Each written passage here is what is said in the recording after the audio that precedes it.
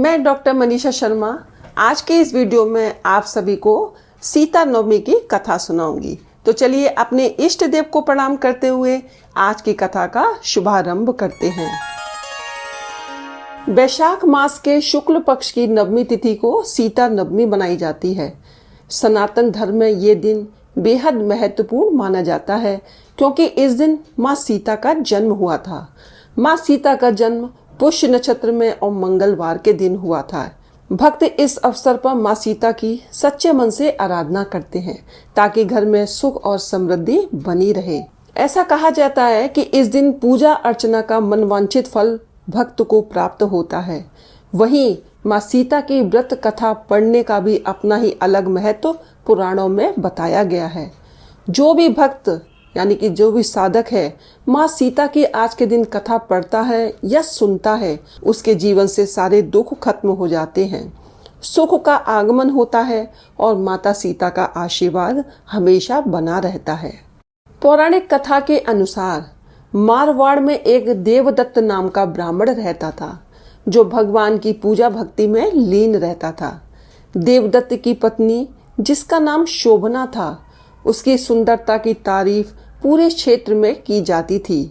इसी बात का घमंड उसकी पत्नी के अंदर था। उसके अनुसार वे पूरे संसार में सबसे ज्यादा खूबसूरत और सौंदर्यवान है। इसी घमंडी व्यवहार के कारण वे अन्य लोगों को अपने सामने कुछ समझती ही नहीं थी और अक्सर सभी के साथ बुरा व्यवहार किया करती थी। कुछ समय बाद गांव में बेहद सुंदर कन्याएं आईं जो देवदत्त की पत्नी शोभना से भी ज्यादा सुंदर थीं। लेकिन ये बात जब ब्राह्मण की पत्नी को पता चली तो वो ईर्ष्या करने लगी। अपने क्रोध के कारण उसने पूरे गांव को कुछ लोगों से कहकर जलवा दिया। थोड़े समय बाद ब्राह्मणी की भी मृत्यु हो गई, लेकिन पिछले कर्मों के कारण उसे अगला जन्म चांडाली का मिला और उसके जीवन में बहुत कष्ट आए जिसे उसे भुगतना था। उसे हमेशा तिरस्कार का सामना करना पड़ता, पर वह माँ सीता की सच्ची भक्त थी। एक दिन लोगों के तिरस्कार के कारण बहुत दुखी हो गई और माँ सीता की प्रतिमा के सामने अपने दुखों को रो रो कर बताने लगी। ऐसे में माँ सीता ने चांडाली को पूर्व जन्म की याद दिलाई कि पिछले जन्म में चांडाली ने ईर्ष्या के कारण पूरे गांव को आग लगवा दी थी। यह पता चलने के बाद चांडाली को बहुत दुख हुआ और उसने अपने पापों का प्रायश्चित करने की सोची। उसने अपने बुरे कर्मों को नष्ट करने के लिए वैशाख माह की नवमी के दिन उपासना और व्रत रखना शुरू किया। सच्चे मन से की गई भक्ति से माँ जगन जननी माँ सीता प्रसन्न हो गई और आशीर्वाद के स्वरूप धीरे धीरे चांडाली के सभी पापों का नाश होने लगा। चांडाली को पिछले जन्म के पापों से मुक्ति मिली। तभी से माँ सीता की पूजा शुरू हुई जिसे हम सीता नवमी या जानकी नवमी के रूप में जानते हैं। बोलो सीता मैया की जय हो। तो चलिए अब मैं आपको सुनाती हूँ माता सीता के जन्म की कथा। सीता नवमी के दिन माता सीता के जन्म की कथा पढ़ने या सुनने से माँ सीता की कृपा आपको प्राप्त होती है। रामायण में माता सीता को जानकी कहकर भी संबोधित किया गया है। देवी सीता मिथिला के राजा जनक की पुत्री थी, इसलिए उन्हें जानकी भी कहा जाता है। सीता मिथिला यानी सीतामढ़ी बिहार में जन्मी थी। यह स्थान आगे चलकर सीतामढ़ी से विख्यात हुआ। देवी सीता मिथिला के नरेश राजा जनक की ज्येष्ठ पुत्री थी। माता सीता को लक्ष्मी का अवतार माना जाता है, जिनका विवाह अयोध्या के राजा दशरथ के पुत्र और स्वयं भगवान विष्णु के अवतार भगवान श्री राम से हुआ था। वाल्मीकि रामायण के अनुसार मिथिला में एक बार अकाल पड़ा था। तब राजा जनक को सलाह दी गई कि वे वैदिक अनुष्ठान करके खेतों में स्वयं हल चलाएंगे तो वर्षा होगी और अकाल खत्म हो जाएगा। वैशाख माह के शुक्ल पक्ष की नवमी तिथि को राजा जनक खेत में हल चला रहे थे। उसी दौरान एक कलश से उनका हल टकराया। उन्होंने उसे धरती से निकाला और खोला तो उसमें एक कन्या शिशु थी जिसका नाम सीता रखा गया। इस तरह से माता सीता की उत्पत्ति हुई।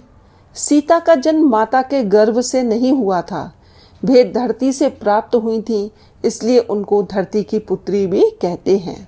सीता जी के जन्म के विषय में एक कथा प्रचलित है, जिसके आधार पर स्पष्ट रूप से कहा जा सकता है कि वे कौन थी और क्यों रावण की मृत्यु का कारण बनी।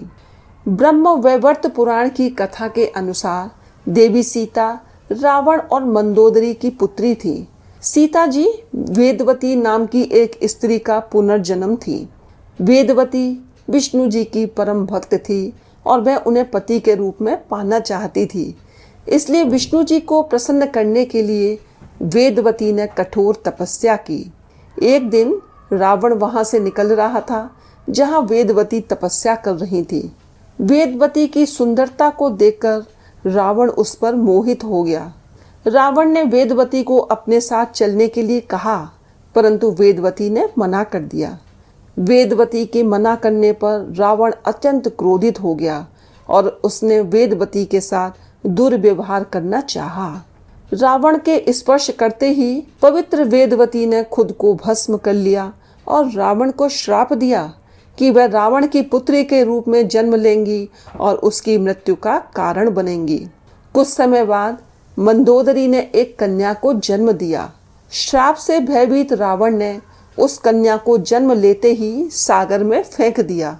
सागर की देवी वरुणी ने उस कन्या को धरती की देवी पृथ्वी को सौंप दिया और पृथ्वी ने उस कन्या को राजा जनक और माता सुनैना को सौंप दिया। देवी सीता का विवाह श्री राम के साथ हुआ और रावण द्वारा देवी सीता के अपहरण करने के कारण श्री राम ने रावण का वध कर दिया। तो इस प्रकार माता सीता रावण की मृत्यु का कारण बनी। बोलो सीता मैया की जय हो। बोलो श्री रामचंद्र भगवान की जय हो।